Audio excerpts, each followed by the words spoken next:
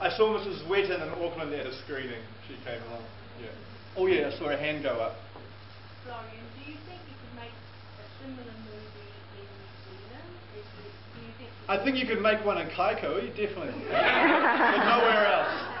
Nowhere else. Yeah. Highway. What's that? Trio highway. Oh, highway. Yeah, good idea. Yeah. And so a year and a half ago, I found myself in New York. I got there on a residency, and it was almost like winning lotto. I got chosen to go to New York and spend a year there and to get inspired and not necessarily make anything. And in my first week, I remember there were psychics everywhere. Like most shop fronts had a psychic, and apparently it's because they get really good tax breaks.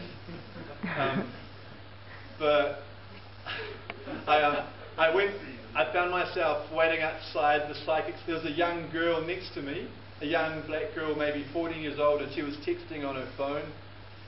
And when she finished texting, she told me this. We started chatting, and she told me the story that a friend of hers, a year ago after a big relationship breakup, saw this psychic, and everything she said was bang on true, and it was amazing advice for the future she gave. And she passed on the details. But then the girl next to me, she had a relationship breakup as well, and so she decided to see the psychic as well, except when she went there, the psychic had gone, vacated the premises, and there was just like a cell phone number on the door. And she tried calling the number, but it was disconnected, no reply. So this young girl tells me that she hired a private investigator to track down the psychic. And that was like one of my first impressions in New York. And she tracked her down, and that was her like standing next to me, waiting to see this woman.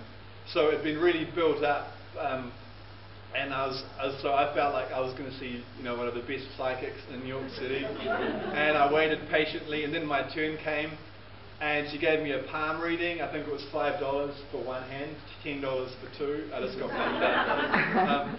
And everything she said was really bang on accurate, like it was true. She was really, really amazing. She just talked to me about my past, about my relationship stuff, and everything was correct. I couldn't believe it. And then she started giving me advice for the future, and I wanted to take it, but I thought I should really check that I know that where she's coming from, like test her accuracy. So I said to her, what do you think I do? What's my job? What's my profession?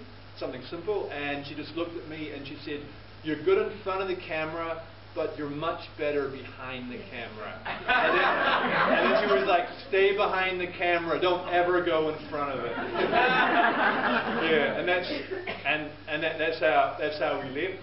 And that thought kind of stayed in my head for a whole year and kind of inspired this film, which is like this experiment of me jumping in front of the camera for the first time and kind of living out my dream, and doing it in New York City.